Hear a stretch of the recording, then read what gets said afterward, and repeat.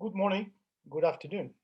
As Director of the Latin American Center in Oxford, I want to warmly welcome you to our first seminar of the term, devoted to a topic closely related to the severe global crisis that has hit us all.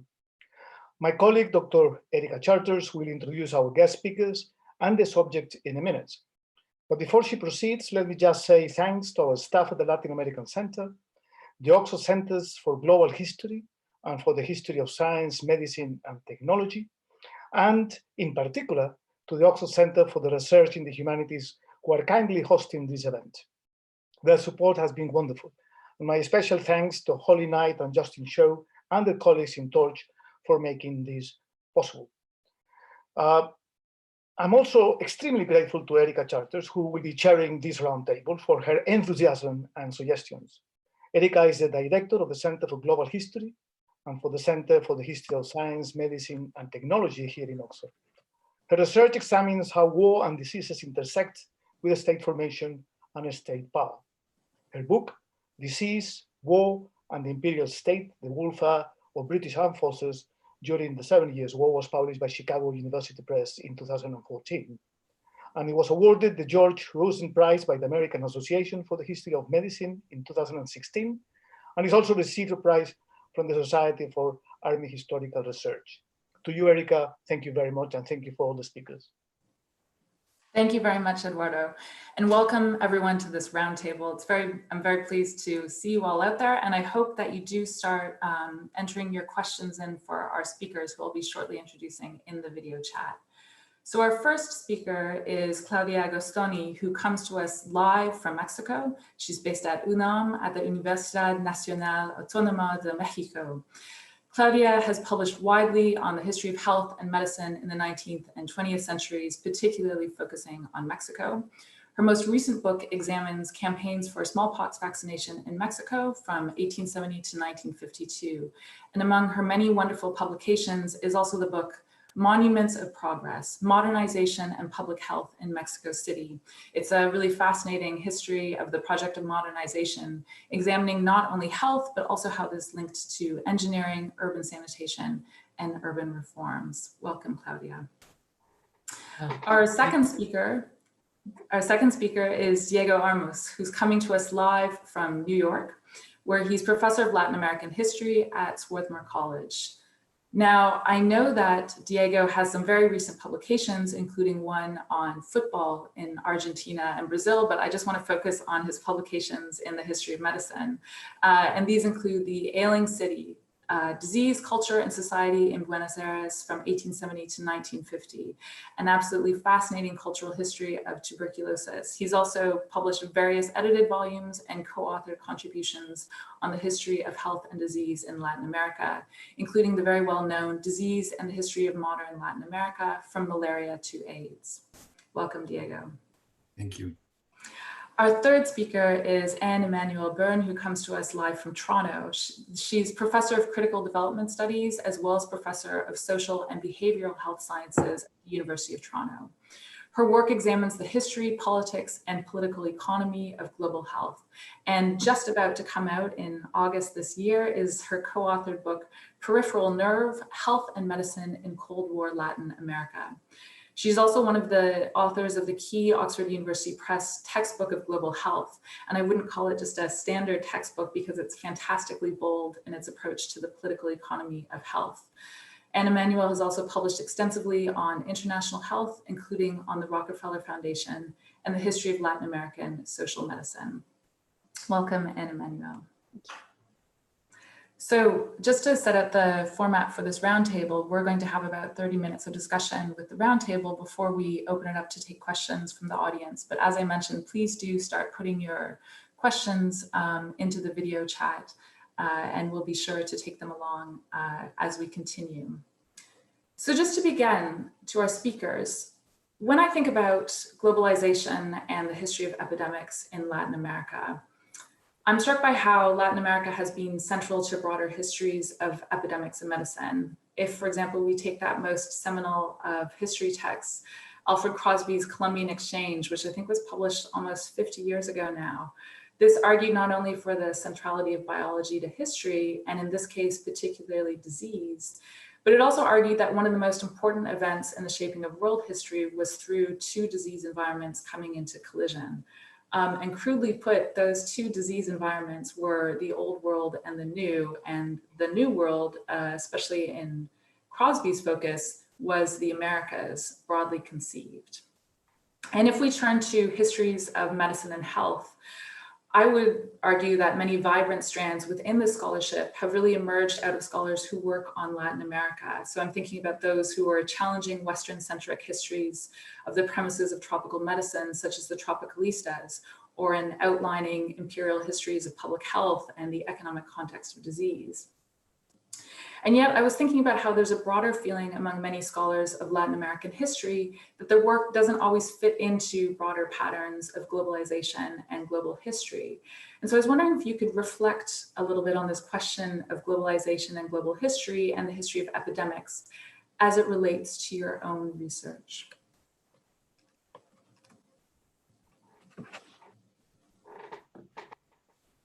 Diego, did you want to start, or Claudia? Should we do?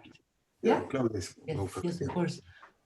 Well, thank you very much for the opportunity, for the invitation, and for the question that you just posed. It's a very pertinent and important question at the time.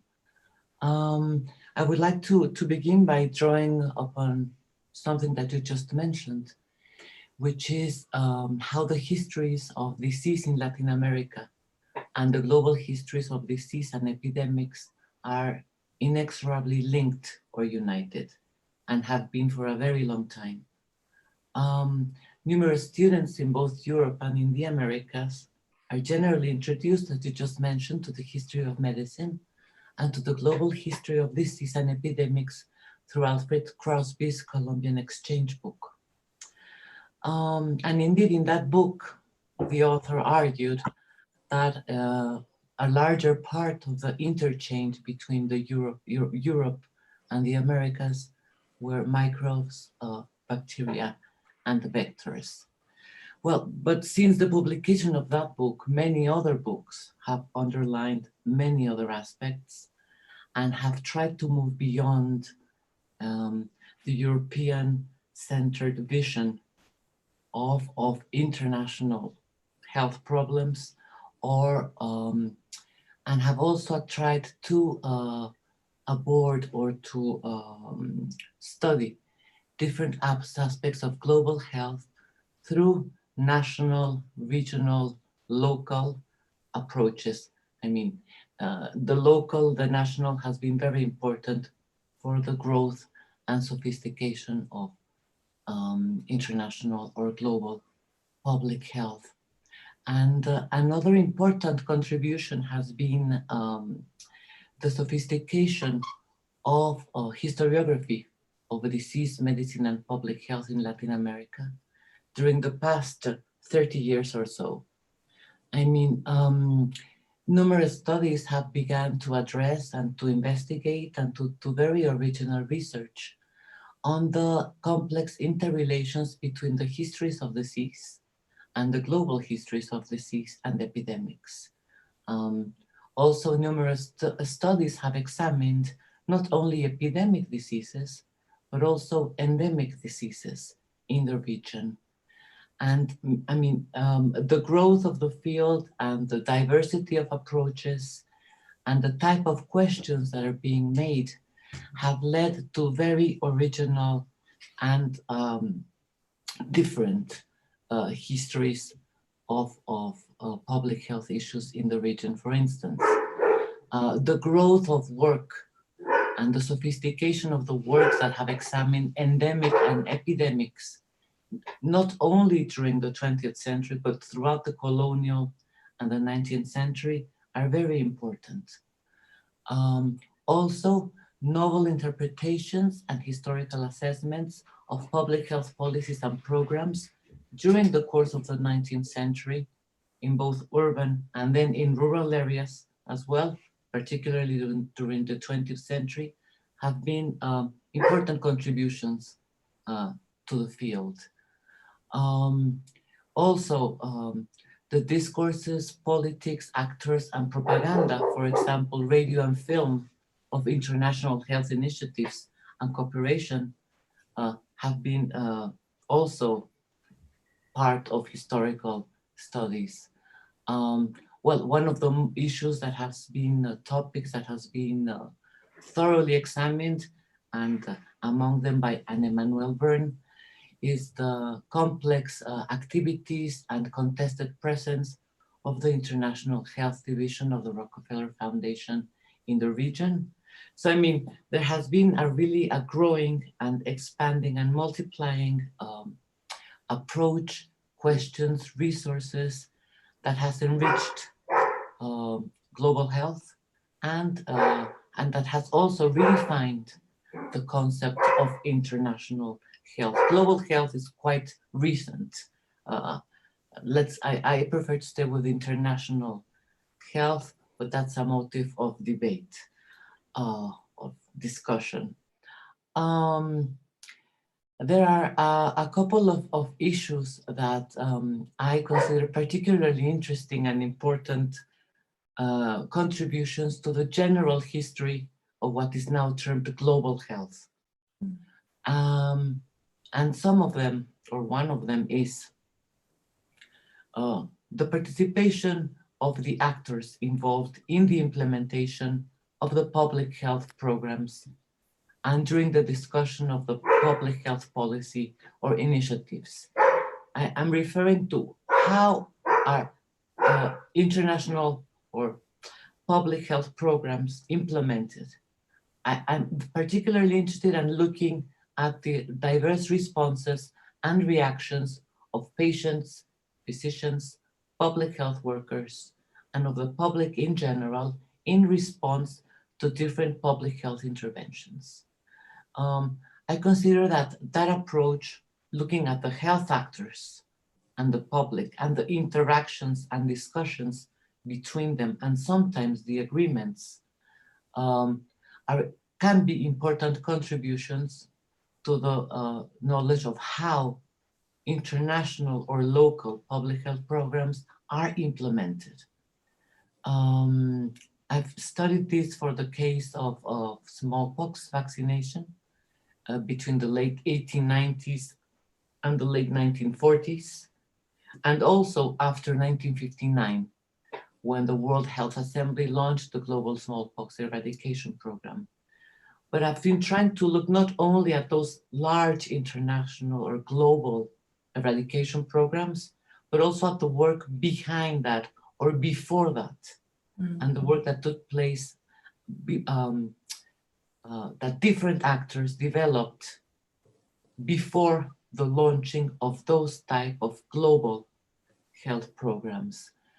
I consider that if you look at how the health workers do their jobs on the scenes in the rugged geography of Mexico, for instance, you could find, or I could find, or I found very different types of approaches of vaccines, multiple actors that participated in the vaccination campaigns that included not only public health personnel, but also local healers, rural and urban teachers, priests, parents, bureaucrats.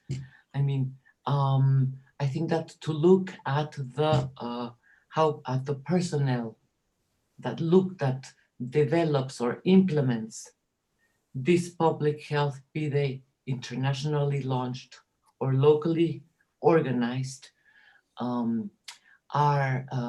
is a topic that can contribute to enrich international health research, and also that can contribute to outline that the global histories of disease and epidemics are extremely intertwined and unite. I mean, there are a lot of similarities in different case studies, and it's important to look at those similarities, also at the differences, but also at the general approaches. I think that is what I have to say up to now. That's great. I especially like your point about looking behind. I also think your dog wants to be one of the historical actors. Yes, yes, I'm sure he does. Diego, did you want to go next? Okay. So I will try to organize my comments around your questions and some of the issues that Claudia already mentioned.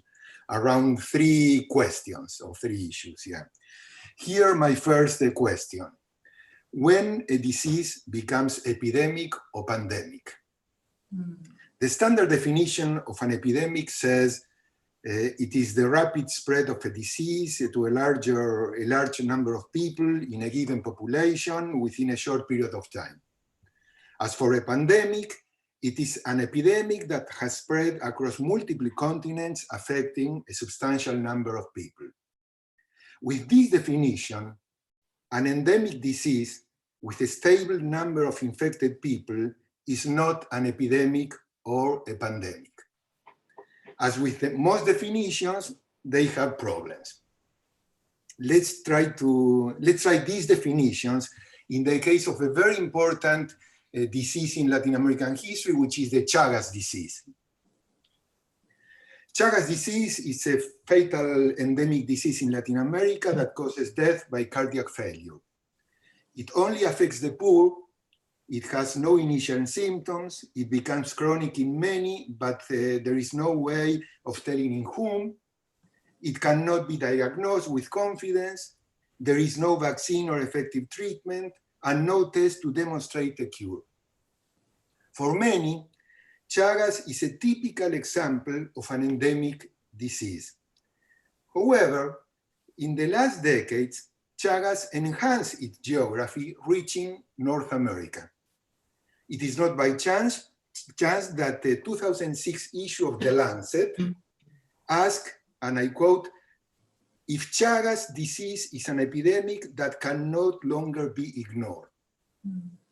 So what I'm trying to illustrate with this example is that these definitions, I know that definitions are inevitable, yeah? If these definitions, are also problematic. In other words, I'm talking about an endemic disease that at some point gets labeled as an epidemic. Yeah?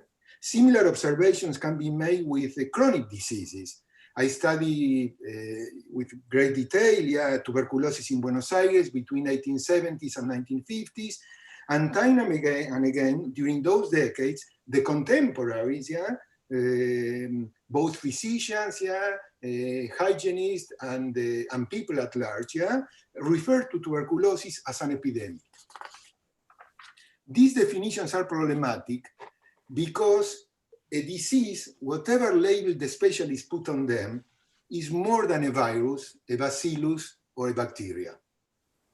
Diseases, epidemic, pandemic, endemic, chronic, are biological phenomena that unveil the unstable relations between society and nature.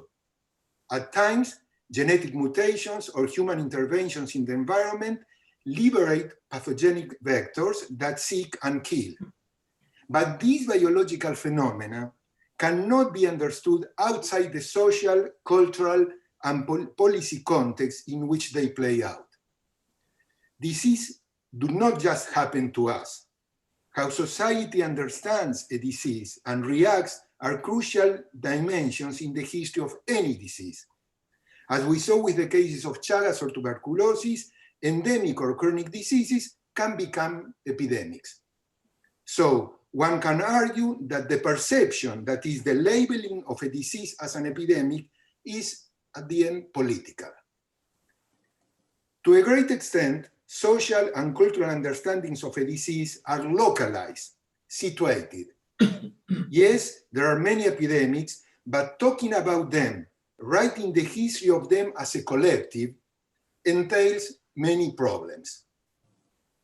The first one is a sort of standardization of a phenomenon where time and space seems to be minor issues. In its most simplistic rendition, epidemics seem to be transhistoric. An example of what I'm saying, especially in the media, is the recurrent association in the last 3 months between COVID-19 and the 1918 influenza. So the need for a localized history of disease and epidemics is my second point. I'm not advocating for a sort of country-based, almost national reading of a disease. I want to make that very, very clear. We all know that diseases travel and they do it without passports. So the first temptation is to deal with them as global issues. COVID-19 these days, AIDS in the 90s, polio in the 50s, and so on, have been diseases with great global impact, pandemics. But each society, whatever the scale of analysis, have confronted, reacted, and interpreted these pandemics in specific terms. Yes, we can find common features, but there is a much more intense and nuanced history when we deal with these diseases on a smaller scale, be a neighborhood, a city, a country, even a region. At these scales, we can better deal with what I consider the three levels that deserve attention on somewhat put us closer to the elusive goal of a total history of a disease. And I know very, very well that is a very elusive goal, but it's also a very interesting goal to keep in mind. Yeah. So the three levels that I think that this total history somehow should try to address are: first, metaphors and discourses about the disease; second, specific public policies enunciated but also applied; and third, experiences of the sick, their families, health providers, and not only doctors and nurses, but also those who offer some kind of response, from popular healers to alternative medicine. If a disease is a human phenomenon, we can argue that its total history, that is, a narrative able to deal with discourses, politics, and experiences, can hardly be global. Here my proposition. A global history of a disease cannot aspire to be a total history because the global cannot deal with specificities. The global can articulate only some world and local dimensions, but the total dimension is an almost impossible task with the global approach. On the other hand, a localized history of disease can aspire to be total, and in so doing incorporate as a backdrop the global dimension. I do have another reservation with global history of diseases. To put it bluntly, many times, not always, but I don't hesitate to underline that this is a sort of dominant trend. The global is not really global. The dominant narrative is what happened in the many centers in the modern history of the West is presented as a historical narrative of the whole West. And the whole West is a very diverse. Yes, the most sensible versions include colonies of former empires. But let's remember that India is not Brazil. Or, for that matter, knowing about tuberculosis in modern Paris is not enough to understand tuberculosis in modern Buenos Aires. And now my third point, because it seems to me that I'm running short of time, yeah? The question will be, which narrative do we want for a history of an epidemic? The aspiration for a total history demands many, let's underline many voices: the experts, the state, civil society, the sick. It also demands to avoid presentist approach, what in football culture, and I'm from Argentina, and in England, I think that I can use this kind of metaphors, what in football culture is talking about the Sunday game with the results published in the Monday paper. So no heroic histories of medicine and brave doctors, although these days we are learning how brave the doctors can be. Instead, narratives where uncertainties and nuances are central. So here, perhaps, my emphasis is in this word that somehow now surrounds our daily living, uncertainties. I want to finish commenting on two sets of uncertainties that inevitably are present in localized histories of epidemics that includes, of course, the global as a backdrop. The first one are biomedical uncertainties. These are specific for each disease. So specific pathogens, specific lab experiences to identify them, specific pursuits of magic bullets, although we know very well that magic bullets were not that abundant in history. Specific interventions in terms of medicine and therapies, also more general interventions like sanitary works, hygiene, or to say something very common in these days, social distancing. These uncertainties did not play out in the same manner in Tokyo, Havana, London, New York, or Lagos. Now, and with this I finish, the second set of uncertainties, this time related with public health, not with biomedicine. I'm not talking about social policies dealing with already well-framed social questions like poverty, housing, accessibility to hospital, nutrition, and so on.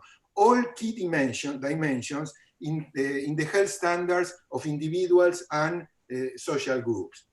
I'm referring instead to the governance of the crisis brought by an epidemic. The current pandemic is not only a notable example of localization of public health responses, but also plenty of uncertainties. And with this, I finish. That's great. Thank you very much, Diego. A lot of food for thought. And I will remind our watchers to please actually start typing in questions, because we will get to them as they appear right after we've heard from Anne-Emanuelle as well. So do start entering your questions in the chat. Anne-Emanuelle, can I ask you to speak now? Absolutely. So I'm a bit of an interloper in this discussion in some ways, because as the two previous speakers mentioned, I also have enormous skepticism around a global framing or a globalization framing, precisely because of its totalizing and in many ways reiteration of imperial power differentials, albeit in a different guise under this neoliberal phase of global capitalism. I'm also very sensitive, as our speakers, to the ways in which Latin American experiences have been portrayed, past and present, in myopic fashion, often with a range of misconceptions, or there are certain anecdotes that may be of interest, but in general, kind of a periphery to larger pandemic and history of disease preoccupations, with certain exceptions. And those would typically be, as in the case of Zika, Chagas we just heard, and especially yellow fever as considered coming from the Latin American region. As well, I think it's extremely important to underscore the tensions between the astonishing differences, the geographic, political, ethno-racial, socioeconomic differences among and across countries of the region, and a range of shared experiences. So there's this ongoing tension, and the tension may be, one of the tensions is the diversity of population origins within countries, most still having very large indigenous populations, for example, who may or may not be part of the larger histories of epidemic, endemic diseases. Of course, the centuries of Iberian colonialism. And here I think we have some incredibly interesting points to lift from the discussion previously around the pathogen determinism that Crosby's work and then later Jared Diamond have raised. And if we think about, for example, this original pandemic of imperialism, the pathogen itself, if you want to call it smallpox 19 instead of, for 1519 instead of COVID-19, what we see is not a pathogen operating independently, and not this kind of innocent virgin soils theory, but rather a mix, an interplay of a range of conditions, actors, of course, but in particular, the interplay of very violent colonial occupation, displacement, confiscation of labor, dispossession of land, forced servitude in mines, on plantations, and so on. So if we think about this enormous, perhaps 90% mortality across the what's now the Americas from this experience of the colonial occupation, or the imperial conquest, as it's called, you see a much more complicated picture, and also the importance of local diseases. A number of environmental epidemiologists and local historians point to the interplay of environmental issues in the late 16th century in central Mexico with a huge drought and local fevers. So here I think it's very important not to utilize this discussion of epidemics to overemphasize the role of the pathogen. And of course, this is the same case today. I mean, we are seeing the tension between the biological, social, and political playing out in very stark ways, where Diego's based in the United States, but also, for example, in Canada, where the data simply aren't collected. And there's a huge tension between national and regional government. So we actually don't know in many ways what the social and economic and racial implications are of this or past pandemics. So the second point I want to raise is, while appreciating the importance of the local in telling our stories, I think there is an inevitable interplay with the international, and that international can be regional. It can be with the nodes of metropolitan power. It can be with neighboring countries. And so I think here it's important, if we look at, for example, reactions to cholera and yellow fever epidemics in the 19th century, the extent to which Argentina, Uruguay, and Brazil, notwithstanding enormous tensions, conflicts over the War of the Triple Alliance and so on, actually pushed them to come to some kind of agreement, a tenuous agreement, a difficult agreement, but in many ways the first sanitary agreement around shared information, around the uniform sets of quarantine and so on in the first discussed in the 1870s, but by the late 1880s in a way that European powers were unable to achieve, notwithstanding meeting every few years in the international sanitary conferences starting in 1851.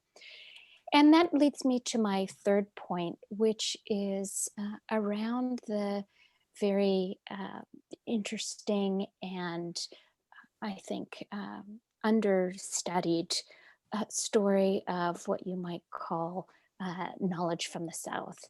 And it's not simply knowledge around the experiences of particular diseases. I mean, what's quite striking around 1918 influenza, for example, is the way in which it played out quite differently in terms of immigrants and instead of soldiers, as was the case in North America and Europe, as being the quote unquote bringers or spreaders of the disease, but also in the extent to which, although it's not part of the quote unquote global accounts of the disease, the extent to which this pandemic very much preoccupied national and local authorities and drove the establishment of public health agencies, kind of early surveillance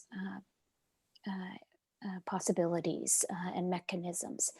And so this also brings me to the idea of regionalism, in the sense that although some argue that the idea of Latin America was created under this kind of Cold War regionalist organization of the world for the purposes of the Soviet American governance and rivalry. In many ways, the actors we're talking about, not necessarily the community actors, but certainly politicians, health specialists, social workers, were already meeting across Latin America starting in the late 19th century. And I think that gives this region a particularly interesting optic on what's going on. So here we have both enormous diversity, but an interest in both mutual learning and kind of conveying experiences to the north. And I just will end on a last anecdote, which is the extraordinary role of Cuban health solidarity, not just in the current pandemic, but also in the Ebola public health emergency, as well as in previous experiences. And here you have Cuba actually through its longstanding South-South cooperation efforts, which of course began with the Cuban Revolution, not able to export masks as South Korea or Vietnam might be able to, but export its doctors with, all of the complications that represents within Cuba, the resentments. But this particular pandemic has brought Cuban doctors actually to Europe. So kind of a flipping of a narrative from the 16th century. So Cuban physicians, of course, very much welcomed in the height of the crisis in Italy, in Andorra, in Spain. And so I think this is quite a telling narrative from Latin America. I'll leave it there. That's great. Thank you all. Those are some wonderful answers and plenty of food for thought. One thought I have, and this builds on one of the questions we have coming in, which is asking about how to characterize what you all see as being problems with this kind of global model or global approach. So one way of thinking about this is, because I agree with you that there's a sense in which global approaches can kind of flatten out even this, thinking about Latin America as kind of one area kind of flattens it out in various ways. And so one way of thinking about this is the problem that these universalizing global models are they intrinsically flawed themselves, or is part of the problem that these supposedly global models, say this notion of global health, are actually being formulated by those who are located in what we might call the global north rather than the models themselves? Because I think one way of thinking about this is that, to me, global history can also be a question of perspective, right? From which angle is one formulating this? So I wonder if any of you have thoughts on thinking about this tension between the model itself being problematic, or is it because where the model has been formulated is much more in response to a, say, European assumption or North framework? I can take it, yeah.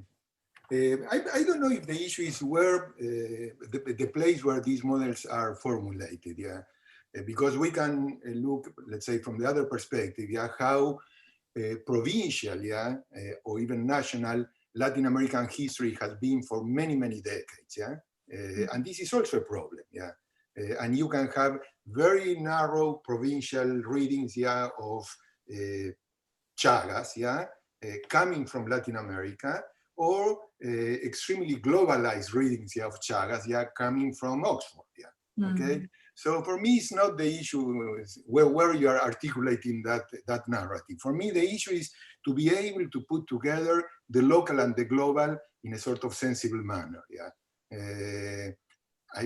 It seems that my impression is it's very clear that I'm I'm a strong defender of the local, yeah? But not in the sort of, in this Latin American tradition that, yeah, who cares what was going on in the other countries, yeah?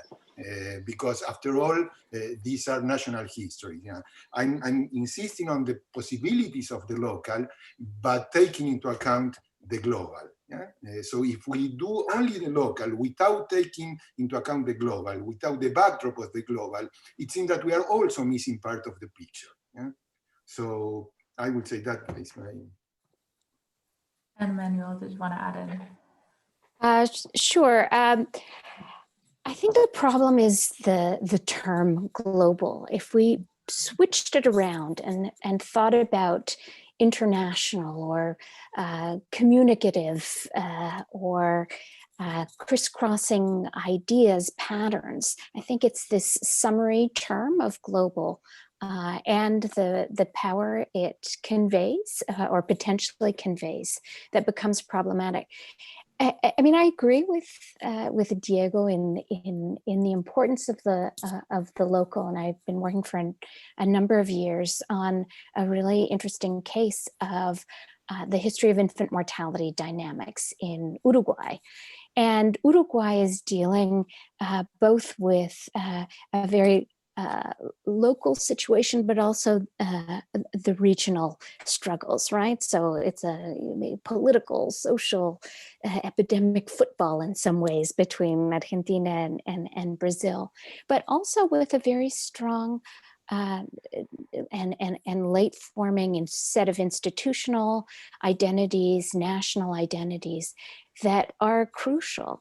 And so if you look though at the actors, and I was very interested simply in trying to understand how this country was so early at collecting standardized information around births, deaths, having a registry with a fairly good capture. I mean, albeit with problems around the census not being conducted frequently enough, and so on.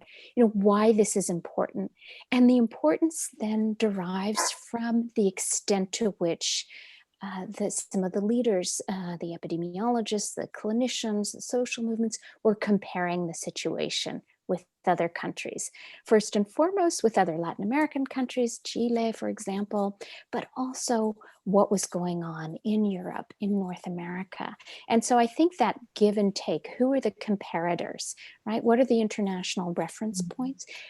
Remain extremely important, and in some ways guide some of the developments. And as in the case of Cuba, some of the figures in Uruguay become extremely important reference points in Europe and internationally. Claudia. Yes, I think that it's important to underline that the term global, yes, it's indeed quite problematic.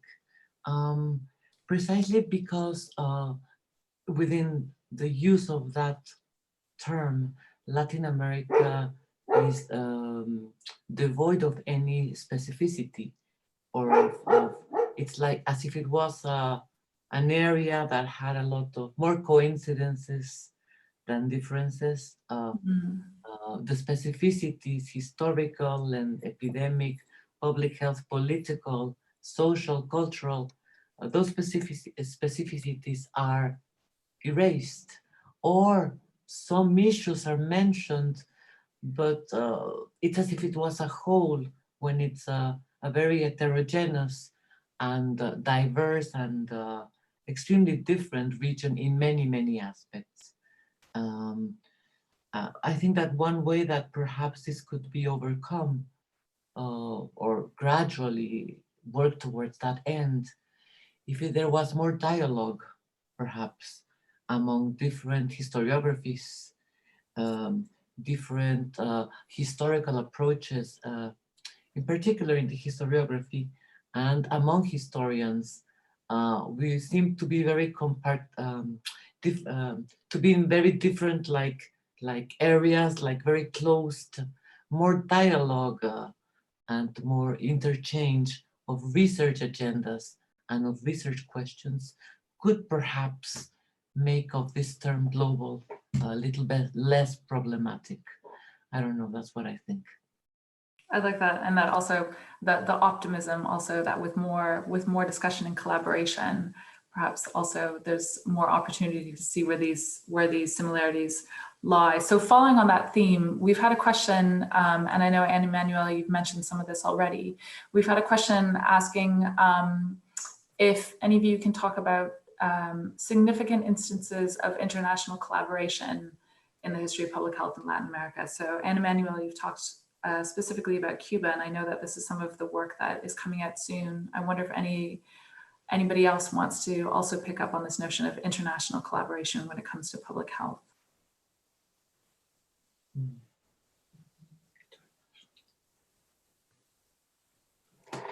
And when you say international, do you mean intra-regional? I mean, this is part of the issue as well, Exactly, yeah. right? So again, I could speak from Uruguay, which in grappling with its infant mortality problem, which was quite different from every other country in the world that was clocking rates at the time, saw a stagnation over time. It was quite low in comparison to European countries, certainly most countries of the Americas, but then it stagnated. And so here you have an interesting case because the players are looking outside, but also trying to engender national policies that will make a difference. And they look to France and, you know, the right to breast milk and a series of maternal protections and so on. And that doesn't seem to arrest the problem of stagnation. And so here you have kind of an intra-regional one-upmanship between the child welfare congresses, the Pan American Child Congresses, which were largely led by women across the region, social workers, lawyers, and so on. And then doctors tried to squeeze their way in. Just to cut the story a little bit shorter, the lead Uruguayan pediatricians were able to actually establish the first international institute for the protection of childhood. And it served as a global clearinghouse, an international clearinghouse. I mean, the correspondence is from all over the world. And the advice, the interchange was so important, including for the League of Nations Health Organization. It was this institute was established in 1927, actually, the first League of Nations meeting of any kind to be held in Latin America, in part because of US resentment and sense of purview over the region. But what it tells us is that you could, if you will, go international, go global without the intervention of the largest powers, whether they be in Europe or the United States. And I think this is, you know, we've all been talking about local agency in a variety of ways. And I think this is one of the ways in which the global can be quite disempowering, because it makes what happens locally look so derivative and secondary and peripheral. So, and I didn't know, Claudia, if you had something to add in, because one of the thoughts I had is how I'm very struck by how public health, as you pointed out in your work, is also a very powerful narrative about modernization and this notion of progress. And I really think this notion, as you point out, that we also need to think about implementation and who's involved to maybe reshape some of these narratives, right? Because another way, to me, when I think about global history, is that it's offering us a chance to rethink definitions of modernity and the narrative of modernity and the narrative of progress as well. So Claudia, I don't know if you wanted to add in on any of these notions about international collaboration or even the international context of public health. Well, yes, I could mention one that has been very important, crucial in this part of the Americas, which is the US-Mexico border. I mean, the number of health interventions deployed along that border has been, I mean, huge throughout a long period of time. Quarantines, sanitary inspections, sanitary passports, vaccination certificates, body inspections of Mexican migrants trying to cross the border. I mean, there are records of all of this from the 19th century well into the 20th century. And it's a very complicated area of the world for multiple reasons. And one of them is precisely because of the importance that has been attached to the possibility of contagion from certain groups of the population, of the Mexican population.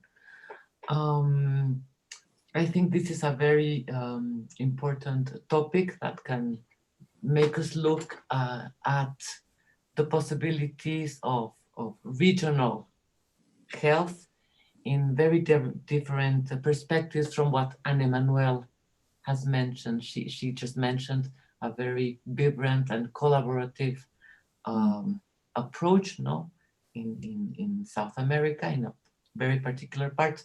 But here in the U.S. Mexico border, we've had a very tense, historically tense relationship. And when it comes to topics related to public health, those tensions have always been even more acute, as we can see it now also, you know, in the current pandemic. What is happening in the US-Mexico border is in all terms unacceptable. I mean, it's appalling, no? But that's another. Eureka, Yes. Yeah, you brought a very complicated word, which is modernity, yeah? And I want to make some comments on that, yeah? Because one of the things that we are learning, yeah, especially with the historiography of the last 15 years, yeah, is that there are many modernities. It's in plural, yeah, okay? So we are trying to understand now how modernity works, yeah, in Latin America. So that will be the first complicated problem. The second complicated problem is that even within Latin America, probably we have so many different modernities, which again brings in the problem of, okay, how homogeneous is this region, yeah? And of course, yeah, there is plenty of similarities and differences among different countries. So that will be one important issue when we try to deal with these influences coming from the center, yeah? Be the center Europe or the United States. This is one issue. The second issue is that it seems that at least from some areas in Latin America, the whole notion of periphery, especially at the end of the 19th century and the beginning of the 20th century, yeah, should be discussed with a little bit of caution, yeah. Okay, I remember when I was working on my book on tuberculosis, I found that a British utopia written in the 1880s, yeah, by Harrison, The City of Health, yeah, was translated, yeah, in Spanish, yeah, only 1 month after it was first published, yeah, in England, yeah. Okay, so what kind of periphery we're talking about? Yeah, I'm not saying that, yeah, Buenos Aires was Berlin, yeah, at the end of the 20th century. What I'm saying is that this traditional interpretation of center periphery, yeah, should also be reconsidered. So one issue is modernity, the many modernities. The other issue is that, and this associated with ideas of modernity, is ideas out of place. Yeah, many times, yeah, what happened is that coming from Europe or coming from Western Europe, yeah, because again, yeah, we talk about Europe as if Europe was a very homogeneous region, yeah, and we know that this is not the case, yeah. So ideas coming from either the United States or some areas of Western Europe, yeah, somehow are translated into Latin America in a total mechanistic way. And many times historians repeat the same kind of mechanistic reading that the contemporaries did. For instance, one example is the Baron de Haussmann, the Haussmann transformation of Paris.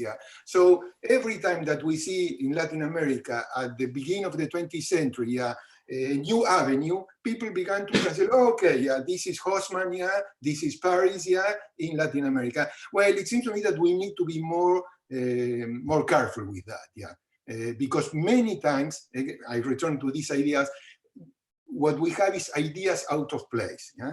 For instance, in Buenos Aires, the case that I know the most, you have this strong concern about pollution at the end of the 19th century. Well, Buenos Aires was not Manchester. Okay, so, but many physicians, many public health professionals were incorporating these issues of pollution in a setting that was not really an industrial setting. Yeah. So Yeah, no, and I entirely agree. And if anything, I think this is part of it, right? That to think about it as a narrative, because partly then it becomes an argument and a claim rather than something that's stable and taken as given. So we're coming very close to the end here, and I want to give you each a chance to just say a few thoughts. And what I would like to focus it on, because we haven't been able to get to all the questions, but I would like to come back to the other, because in some ways we've managed to really question the whole notion of the global as anything that's stable in all sorts of ways. But I also wonder if we can come back to this fundamental question of epidemics and what is an epidemic, because I think all of you are very good, and especially Diego, in pointing out that it itself is more of a political statement than anything else. So I wonder if you can each say a few words on whether you actually think this term epidemic is useful as a historical unit of analysis, or whether actually this is partly what leads us into further confusion. And I will say you have only about 30 seconds each. And then unfortunately I'll have to cut you off. Thoughts here? Claudia, do you want to go ahead? Oh, wait. Yes. Well, epidemics. Well, considering the historical research on epidemics and the current situation that we're living, I think that the term alludes to a very wide number of issues, such as national interests, federal interests, local interests, different ways of perceiving and of naming and of confronting the propagation of disease, towards the different strategies being adopted and that have always been adopted, to the multiple negotiations and discussions and acceptance or resistance to measures, definitions implemented. I think it alludes above all to a very a polyphormous concept made up of many different layers, one of them being precisely the layer of disease. Yeah. But it is comprised of many other layers, and it's a very problematic and different to pinpoint concept in general terms. That's my appreciation at the moment. That's a very good way of putting it. Diego, do you want to add? Okay, so short. I think that is useful. Yeah, I think that is useful. Yeah, insofar we talk about epidemic in singular. If we talk about in plural, it seems that we began to lose part of the picture. And the other word in your question was to what extent history is useful. And on that, yeah, I am extremely skeptical. I'm sorry. It seems that the present of the future are very bad students of the past.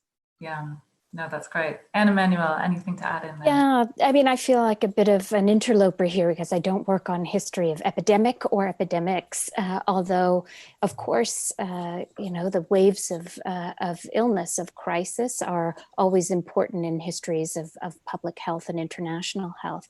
I think, you know, what we can glean from this is moments of crisis offer an opportunity to have an engaged window on society. So if we take it at that conjunctural level, I think it can be very important. And I think there's also a bit of the fraught role of the historian. Right now, we have a place at the table, and policymakers are, kind of very mechanistically drawing from, past experiences, influenza or plague and so on, what this means in terms of disrupting societies.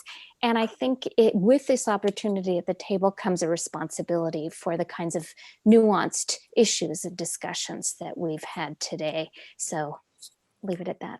That's great. I'd like to bring Eduardo back in just for some closing statements, and also to thank all of you for just some wonderful insights and some wonderful discussion of concepts. So with that, I will leave the last word to Eduardo.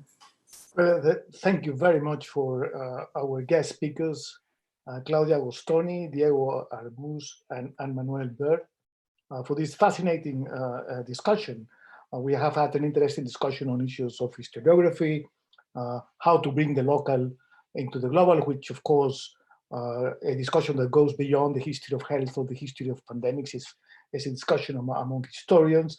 Although I said history of epidemics, pandemics, I should be well, we discussed precisely how naming is important and the extent to which all narrative is also political, and the significance and the significant relationship between nature and society that was made from the beginning. It's been a very fascinating discussion. Now, over the past 6 years or so, our Thursday history seminar usually is followed by an informal dinner and a visit to the pub in Walton Street. That today won't be possible. Of course, we usually do it to continue the discussion. So wherever you are, continue thinking about these topics, and perhaps we can continue the conversation in different ways. And it's been really wonderful to link this community of scholars across the Atlantic, in Mexico, Claudia, Diego, and Erika in the United States, and Manuel in Canada. I just want to reiterate our thanks in the Latin American Center to Torch for this wonderful hosting and organizing this event. And of course to thank Erika for wonderful chairing, and for our guest speakers, Claudia, Diego, and Manuel, and thank you all for joining us. That's it. Goodbye.